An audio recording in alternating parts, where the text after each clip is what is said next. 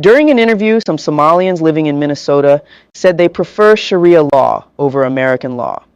This has caused some Americans to express concerns about the difference in legal preferences. Neighborhood of Minneapolis. Do you feel more comfortable living under American law, or do you feel more comfortable living under Sharia law? Sharia law. I'm a Muslim. I prefer Sharia law. Sharia law, yes. You prefer Sharia law over American law? Of course, yeah. Of course, yeah. Now this is where it gets interesting. She was asked whether it is right to punish someone who insults Prophet Muhammad. Listen carefully to what she said. He can make his daughter marry somebody. Yeah, he can. Yeah, he can. He has the authority, you know? The authority to do that. Yeah, to do that, yeah. So here, how young do you think it's okay? Yeah, 15. Is it right to kill somebody who insults Muhammad? Yeah, because she is just, she hate the religion, I understand. But she shouldn't pick up the prophet, you know?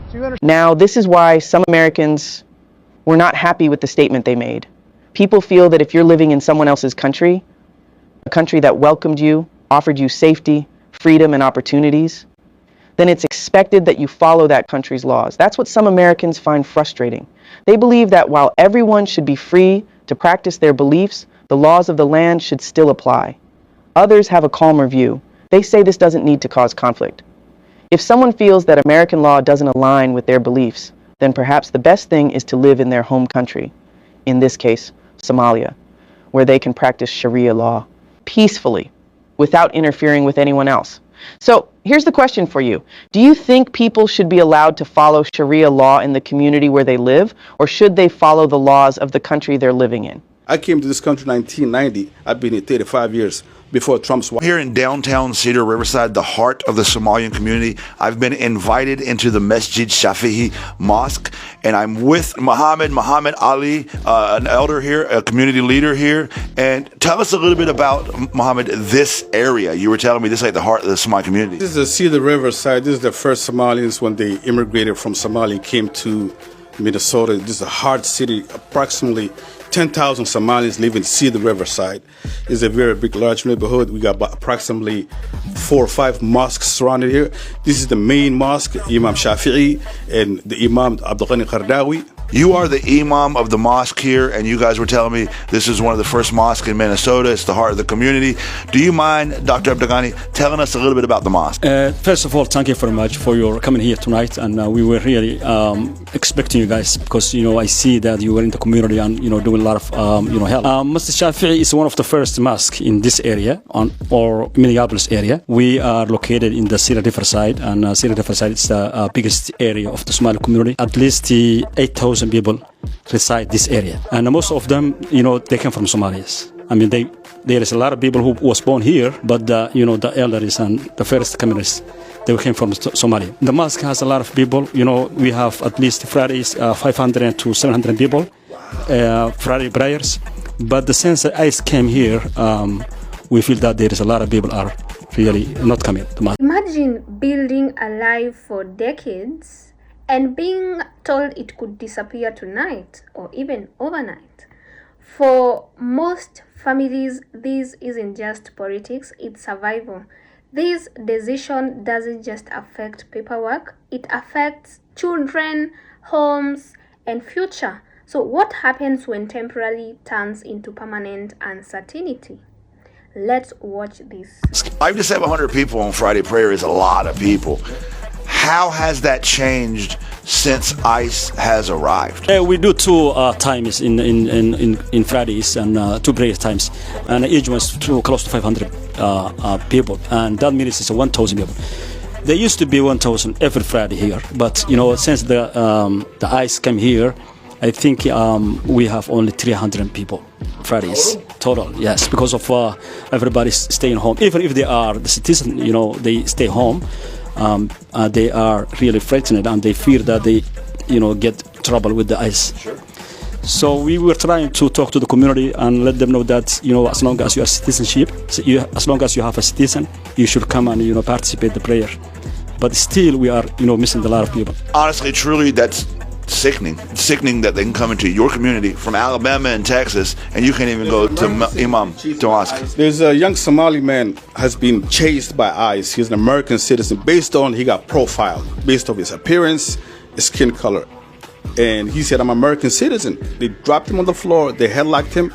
It's all over the media. And we haven't seen all these thousands of videos have been uploaded on the website. We haven't seen any Caucasian and based on European descent. America, approximately 500,000 Europeans are here illegally, overstayed the visa, and does not have a status. And we haven't seen any Caucasian European being profiled based on it because of skin color. It's a straight up discrimination against the Somalian and Hispanics. Black and brown people have been profiled directly based on American citizens, naturalized citizens, American born. And this is unacceptable, and we need the discrimination to stop against the Somalians and the other people, Arabs and Hispanics. And as an immigrant myself, I came to this country in 1990. I've been here 35 years before Trump's wife. And that's what's going on. And we got profiled. And I became an American citizen before Trump's wife. I got naturalized 2003. Over 2 decades, I'm an American citizen. And if I walk on the street, I'm going to get profiled based on my appearance. And this country is a stolen land and does not belong to nobody. And we all got immigrated. For example, Bovino's Italian. He came from Calabria, Italy. His grandfather was naturalized citizen. And look at Trump's wife. She came from Europe, East Europe, with a strong accent. She's not getting profiled. Why us? They're weaponizing the authority against the community, the minorities, and that's unacceptable. TPS does not give permanent residency in a certain country, but it does protect people from deportation and allows them to support themselves and their families from that particular country. This is not it. Let's watch this next clip, guys. This man relocated from Somalia, where they have their Sharia law, where he had the Sharia law that he loved so much. He relocated to the US, where they have their own culture and practices, and started agitating that the Sharia law should be implemented and imposed on the people of the US. And the US government said, we are not having it. They picked him up and gave him a free ticket. Yes, back to Somalia. They deported him. And now he's agitating. He's crying that jihadists are after his life. Excuse me. You think you are Muslim enough because you pray 5 times a day? By the time jihadists take over the government of that country that you are, you will realize that you can never ever be Muslim enough. Go and ask those in Afghanistan. Go and ask those in Syria why they ran away to go to another country to now go and be agitating for the same madness that they ran away from. It is because they know that it can never be as bad as they had it in the country that they ran away from. So that is it. So kudos to the US government. Any other person that wants Sharia law should go back to the country where they had it. You cannot go to a Western country and go and be agitating for the same madness that you ran away from in the country that you ran to. So kudos to the US government. I hope other Western states or Western countries would do the same thing. Anybody that is affiliated with anything Sharia, whatever agitation, they should just carry the person, bundle him, preferably with handcuff. They should send the person back to the country where he ran away from. So let's clear up misunderstandings. There is a common misunderstanding that TPS holders are undocumented. That is actually not true. TPS holders must register and renew their status and remain eligible under the US law. They are legally present and authorized to work. So if TPS ends for such individuals, people can lose their jobs or even work authorization. And without work authorizations, families lose income. Without legal protection, deportation becomes a real possibility. For some families, this could mean separations from children and also their loved ones. I need your opinion on this. Let's watch the next clip. What's it like being a Muslim here in the United States? I'm not speaking English, only one Somali language. What does it mean to you to be a part of Islam? I don't know, I'm not speaking English very well. How are you? Do any of you speak English? English? No. Can women speak on camera? No. The religion. I kept going because I wanted to speak with some more of the elders here to see if they could share their story about coming here from Somalia and how they've seen the rise firsthand. However, Hello. none of them spoke English. How are you? Can I ask any of you guys some questions? No? Speak English? English no. No? Do any of you speak English? After a few interviews, somebody came up to us angry because we were asking people about the rise of Islam inside this My name community. is Dick Shirley. What are you doing? My name is Dick Shirley. I'm a YouTuber. We're doing a video on the rise of Islam here in the United States. The rise of Islam. Yeah, it's the number one converting religion. The rise of Islam. Make it make sense for me. Yeah, it's the number one it's the number one converting religion in the United States. So we're doing a top the subject number on it. one converting religion in the United States. It's like the number one growing religion. So wait, isn't it after Christ? What? Isn't it after Christ?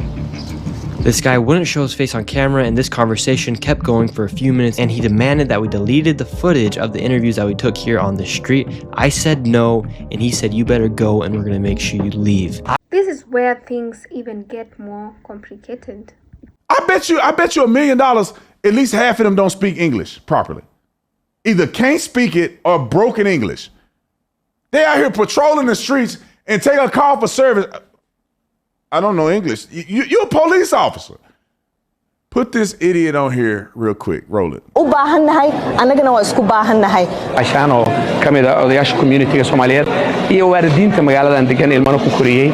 The Somali community here in Minneapolis has been welcoming and has shown love towards me, and I appreciate it.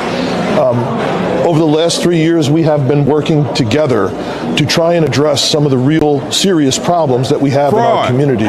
We have to be honest at times with the problems that we're having in our community, and we need our community to help us fix those problems together. I want y'all to look at the people in the background. They don't know what he's talking about. The guy right behind him is just like he reading Braille or something. He can't even look at the camera. He just that's like you go to Japan or something, or you go to Mexico and they speaking a language you ain't never heard of. These people are looking at him like they've never heard of English. They have no idea what he's saying. They can't even track what he's saying. Look at the one behind him. Look like a black dude with an S curl. They look like black people, but they got straight hair. It's crazy to me. Look at the one in the back. I have no idea what's going on. Like he's deaf. Roll the clip. Because it's real and it's serious. So, for many Somali TPS holders, deportation does not mean returning home. It means returning to a country that you left, whether as a kid or even a country that you've never visited. Your origin is in the US. You even barely remember how to maneuver in that country. So it also means poverty, instability, and danger from your community. TPS decision may not be widely discussed, but it will shape real lives. So understanding what's at stake is very, very important. Thank you so much for watching this video up to this particular point. I would really love for you guys to give me your views on the comments section. Keep it respectful. Subscribe, like, and comment. I'll see you in the next episode. Bye for now.